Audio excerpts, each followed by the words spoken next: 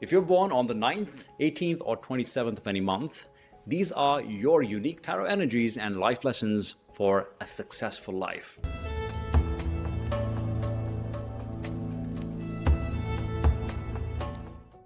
You likely possess a profound capacity for deep understanding, compassion, and a strong inner knowing. And you're often the wisdom keepers in many cases, the old souls, like I call them. So let's throw some light on your subconscious and conscious sides and turn them into your life's game changers. So if you're born on the 9th, the archetype of Hermit is for you. That's the energy of introspection, solitude, the pursuit of the inner truth. Your natural inclination is to seek quiet, to process deeply, and to offer guidance from a place of profound understanding. The shadow, though, of the Hermit is the unnecessary withdrawal, which can become very habitual and result into detachment from the outer world. Isolation in essence. That makes it very difficult to fully engage emotionally or connect authentically with others. You become really comfortable with your own companionship, if you will. And if you're born on the 18th, the energy of Hermit is now profoundly influenced by the moon as well. The moon is a representation of your deep intuition, your subconscious world, and often the hidden depths of emotions where also your fears reside. So the shadow of the moon sounds pretty cool. The shadow side here is the emotional withdrawal. It can manifest in retreating into your rich inner world, preferring the comfort of your own thoughts and feelings to sometimes messy realities because you are not connected with the outer world either. So this messy reality is often shared by other people's emotional experiences, potentially fueled by subconscious anxieties around vulnerability. So you, if you are in connection with other people as well, may project your inner world onto them, and that can lead to toxic relationships without knowing. And those born on the 27th, which is also 2 + 7, 9, you embody Hermit's quest for wisdom, but with the added layer of 2, which is the duality of relationships, and number 7, which is around introspection and analysis. So the shadow of this whole detachment scenario that we're talking about, it can manifest in intense internal processing of relationships and experiences rather than fully engaging with them emotionally. And you might also intellectualize feelings or observe human interactions from a distance, making it very challenging to truly open your heart and connect on a vulnerable level.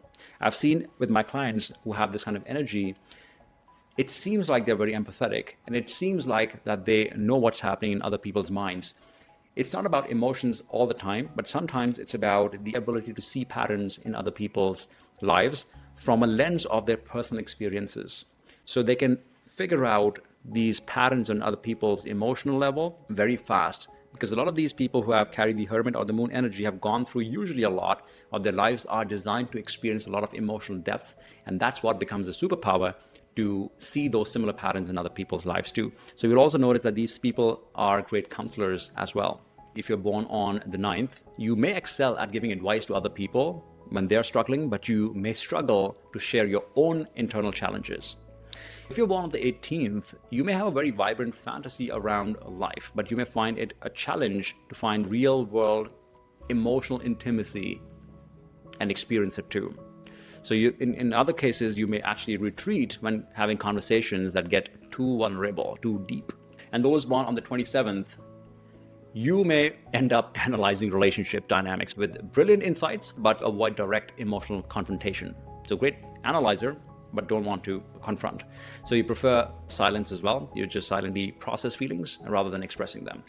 So these are the manifestations of the shadow side of this emotional withdrawal theme that the number 9 carries.